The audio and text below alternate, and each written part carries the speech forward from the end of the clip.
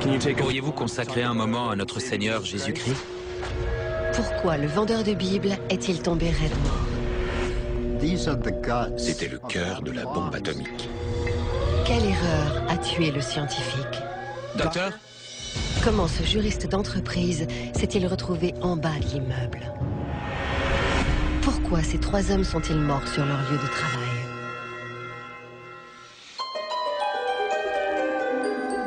La mort frappe de bien des manières différentes, plus qu'on ne saurait l'imaginer.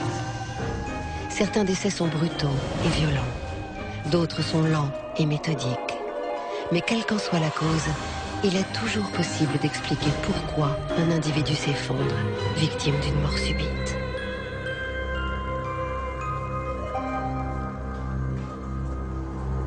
Au sud de la Floride, non loin de Miami, le 8 juillet 2007.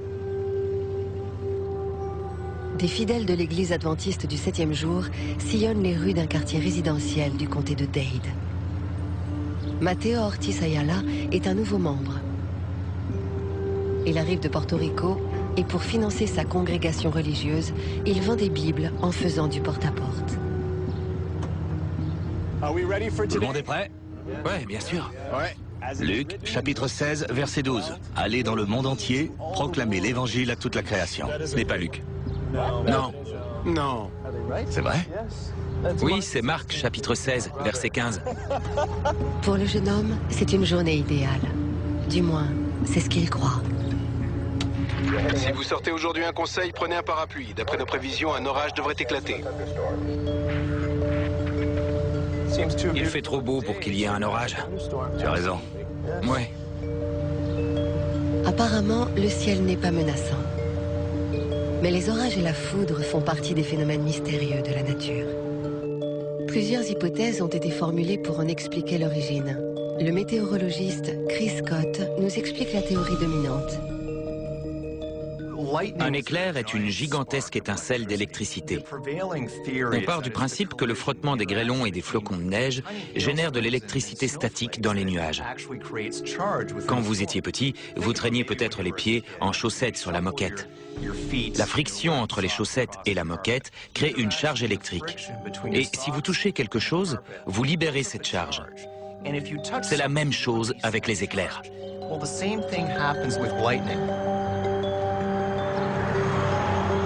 Ayala se préoccupe d'autant moins des conditions météo qu'il n'y a pas un seul nuage à l'horizon. Pourtant, des éclairs peuvent jaillir même quand le ciel n'est pas orageux. C'est surprenant, mais certains éclairs peuvent frapper à plus de 40 km de distance de l'orage. C'est ce qu'on appelle un coup de tonnerre dans un ciel bleu. Ça commence par une prédécharge, qu'on appelle un précurseur. Le précurseur progresse avec des ramifications, tout en se demandant où vais-je trouver le moins de résistance. Quel est le chemin le plus facile? Parce que je dois trouver la charge opposée, positive ou négative, dont j'ai besoin.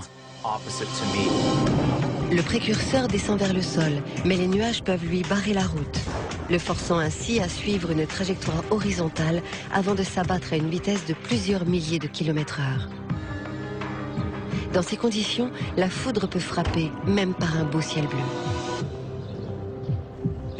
Seigneur, aide-nous à accomplir notre travail. Tandis que les jeunes gens se préparent pour leur journée, Ayala entend un bruit au loin. Que les gens nous ouvrent leurs portes, mais aussi leur cœur. Selon le docteur Mary Ann Cooper, spécialiste renommée de la foudre, il était temps de chercher un abri. On dit souvent aux enfants, et ça vaut aussi pour les adultes, quand le tonnerre gronde, abrite-toi à la seconde. C'est très simple. On ne peut pas entendre le tonnerre à plus de 15 km à la ronde. Donc, dès que vous entendez un coup de tonnerre, vous êtes en danger.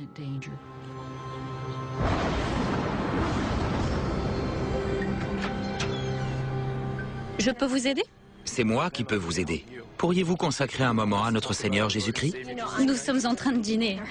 Mais cette conversation peut vous sauver la vie. Ce n'est pas un hasard si je suis ici et maintenant.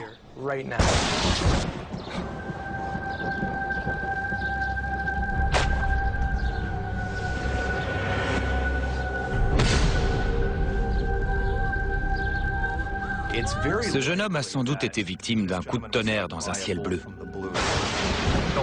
L'éclair a traversé l'orage horizontalement et la pointe du précurseur est descendue brutalement vers le sol.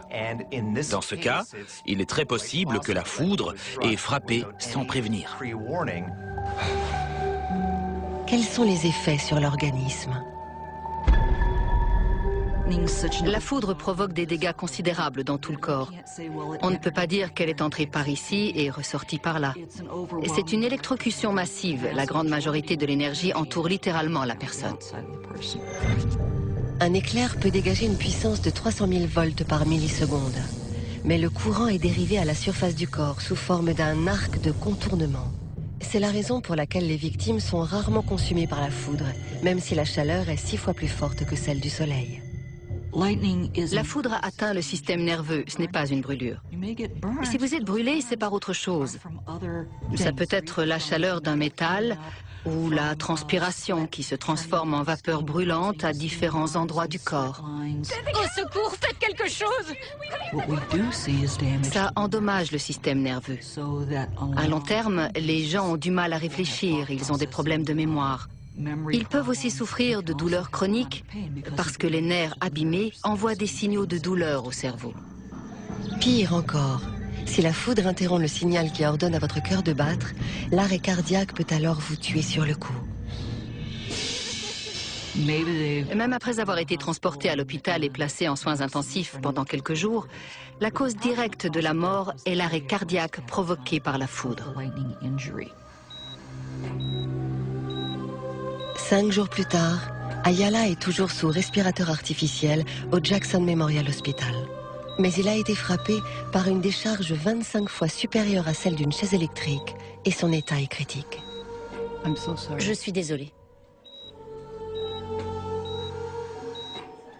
Pour ses amis et collègues, la mort de ce jeune homme de 37 ans est aussi brutale que le coup de foudre qui l'a tué.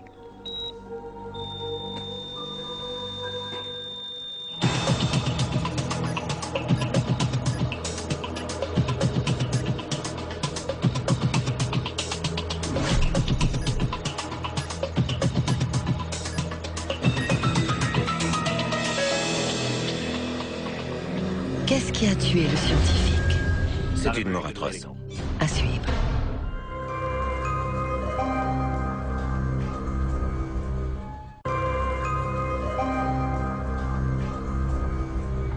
Durant 5 ans, cet homme a travaillé sur le projet Manhattan, qui s'est achevé par l'une des inventions les plus tristement célèbres de la science, la bombe atomique. Harry K. Dalian faisait partie des physiciens recrutés pour ce projet. Bonsoir. Plus tôt ce jour-là, Dalian et ses collègues étaient sur le point de faire une découverte importante. Mais ils ont dû se rendre à une réunion de travail en fin d'après-midi. Impatient, Dalian est revenu discrètement dans son laboratoire. Daniela Monaldi est une experte en physique nucléaire. Dalian a décidé de retourner à son laboratoire dans la soirée, parce qu'il avait réfléchi à une solution qu'il voulait expérimenter. Revenir après les heures de bureau était strictement interdit, mais en plus, il était seul, ce qui représentait une autre entorse au règlement. C'est même une sérieuse violation du protocole militaire. Mais Dalian ne veut pas que cette découverte lui échappe, et encore moins qu'un autre s'en attribue le mérite. Les scientifiques ont-ils un ego? Oui, surdimensionné. Le professeur Arnold S. Dion passe au crible la carrière de Harry Dalian et de ses collègues au sein du projet Manhattan depuis plus de 40 ans. C'était le cœur de la bombe atomique qu'ils manipulaient. Ils étaient en train de tester le potentiel explosif de ces noyaux fissiles. Le cœur de ces bombes est composé de plutonium, un métal radioactif si puissant qu'il est capable de provoquer une réaction en chaîne. Dalian veut calculer la quantité exacte de plutonium nécessaire pour déclencher cette réaction. Voici comment l'expérience est possible. Les noyaux de plutonium libèrent des neutrons. Ces neutrons provoquent à leur tour la fission d'autres noyaux. Si on entoure le plutonium de briques de carbure de tungstène, cela agit comme un réflecteur de neutrons. Les noyaux se divisent alors de façon exponentielle jusqu'à la réaction en chaîne indispensable pour la fabrication d'une arme atomique. Dalian empile les briques pour atteindre la réaction nucléaire en chaîne. Mais il doit bien sûr s'arrêter avant pour éviter de causer des dégâts irréparables. Il avait entassé le tungstène assez haut, puis il a pris une brique. Lors de ses expériences précédentes, il avait accumulé 4 couches de briques. Mais cela n'avait pas suffi à déclencher la réaction en chaîne. Cette fois, il décide d'ajouter une rangée pour obtenir davantage de noyaux. Les détecteurs de radioactivité s'affolent. La réaction nucléaire semble imminente. Les écrans de contrôle lui disaient « Ne pose pas cette brique, on ne sait pas ce qui peut se passer. » Ça n'aurait jamais dû arriver. C'est alors que l'impensable se produit. La brique lui échappe des mains. La réaction en chaîne est déclenchée. Docteur ? Instinctivement, Dalian reprend la brique, mais il est peut-être trop tard. Il a laissé tomber une brique sur le cœur de plutonium, ce qui a provoqué un accident de criticité. Un accident de criticité désigne une réaction neutronique en chaîne involontaire. La main du physicien est soumise à une radiation équivalente à 260 rayons X, soit 8 fois la dose mortelle. Il a pensé immédiatement « Quel idiot, je n'aurais jamais dû faire ça. » Docteur ? Tout va bien ? D'après le radiobiologiste Doc Boram, Dalian n'allait certainement pas bien. Harry se tenait à proximité lorsque les neutrons ont provoqué la fission des noyaux. Son corps a été exposé à une forte dose de radiation. Son organisme ne pouvait pas y résister. Ignorant ce qui vient de se produire, la scientifique John Hilton arrive à son tour sur son lieu de travail. Dalian, sur le point de quitter l'immeuble, l'arrête sur le perron. La jeune femme comprend rapidement la gravité de la situation. Il avait des picotements dans les mains. Son état empirait très vite. Il était très inquiet.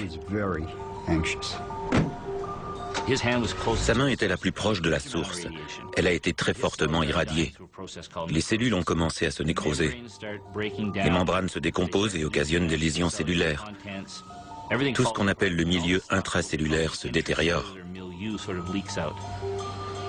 Et la main de Dalian n'est pas son seul problème. Le poison est désormais en train de ronger sa paroi intestinale. Les cellules les plus vulnérables en cas d'irradiation sont celles qui se divisent rapidement.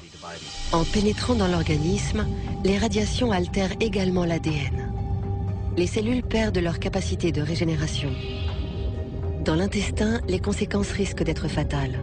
Si les cellules ne se renouvellent pas, elles ne peuvent plus protéger l'estomac des effets corrosifs de l'acide et des enzymes. Tout le système digestif est détruit. Parce qu'en fin de compte, il est rempli d'acide et d'enzymes. Ça vous ronge de l'intérieur et vous mourrez. Durant 26 jours, le corps de Harry Dalian continue de s'autodétruire. Le 15 septembre 1945, il sombre dans le coma et meurt à 16h30. C'est une mort atroce, très douloureuse et horrible. L'accident qui a coûté la vie aux physiciens reste un épisode relativement méconnu de l'histoire de la construction de la bombe atomique.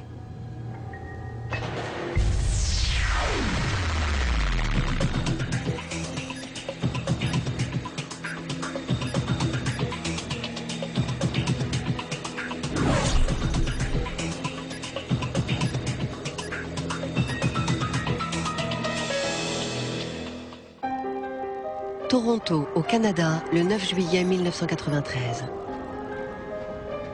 Un éminent cabinet juridique occupe le 24e étage de ce gratte-ciel. C'est la fin d'une longue semaine. Des étudiants en droit ont eu le rare privilège de pouvoir discuter avec les membres les plus chevronnés du cabinet.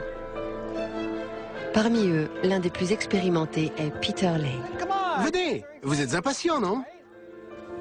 À 39 ans, Lay est spécialiste en droit immobilier et en code minier. Félicitations, j'ai l'impression d'avoir les 6 meilleurs avocats du pays en face de moi. Et il a une autre spécialité, divertir les troupes pour garder le moral. J'ai besoin d'un peu de place, poussez-vous, je vais vous montrer. Il a mis au point un gag qui est devenu sa marque de fabrique.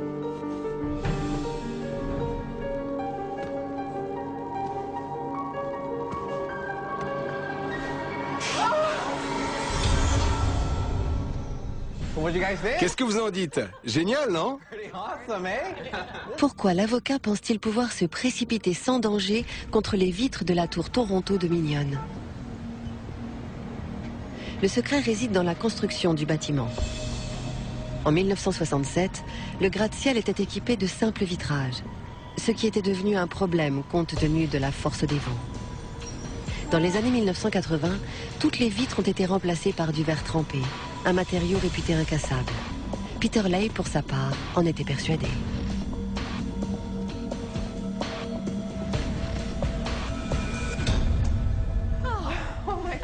C'est marrant, non? La vitre est incassable. Vous avez eu peur? En réalité, le verre trempé est 6 fois plus résistant qu'un vitrage simple, comme nous l'explique un expert en la matière, John Wilcox. Le verre trempé est très résistant. En le portant à très haute température et en le refroidissant très vite, on met la surface sous compression. Il est soumis à une forte contrainte de compression, ce qui le rend plus résistant. Le verre est chauffé jusqu'à son point de ramollissement, puis refroidi brutalement. Les molécules se contractent alors de façon permanente. Le matériau ainsi obtenu est extrêmement solide. Je recommence?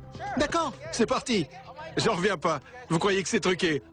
Mais le verre trempé a beau être résistant, il n'est pas pour autant incassable. Voici les explications de l'ingénieur Hitesh Doshi.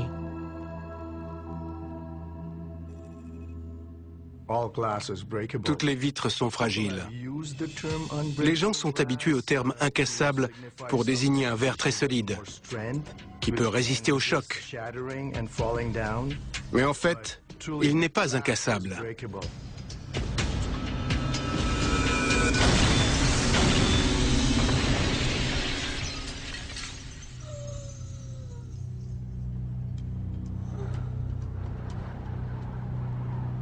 Pourquoi, malgré sa résistance, le verre s'est-il brisé?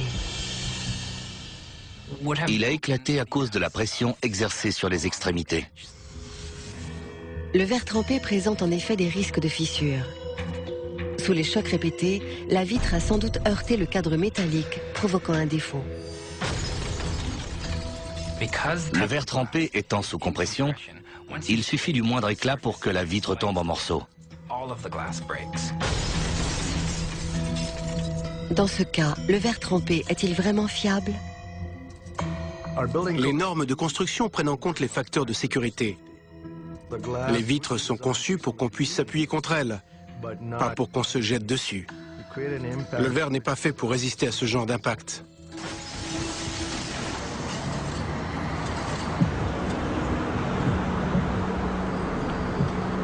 Le cabinet d'avocats ne s'est jamais remis de cette tragédie. Il a fermé ses portes peu de temps après. Parmi les 90 juristes qui y travaillaient, un seul a tenté d'éprouver la résistance du verre trempé. Malheureusement, cette plaisanterie lui a valu une mort subite.